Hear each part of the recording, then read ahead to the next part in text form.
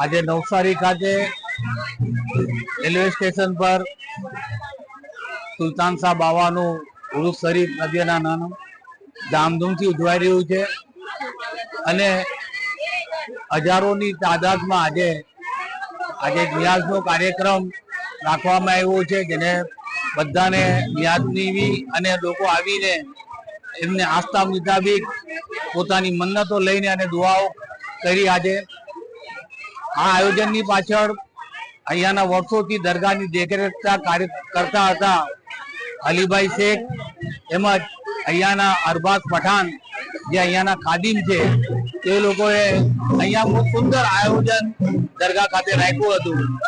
આ સમયે આ ઉરુસના દિવસે, આ સારા દિવસે પાક પરવરદિગાર પાસે દુઆ કરીએ, અલ્લાહ તાલા અમારા હિન્દુસ્તાનમાં અમન સાથે, તંદુરસ્તી સાથે બધાના અરમાન પૂરા કરે એવી દુઆ કરું છું.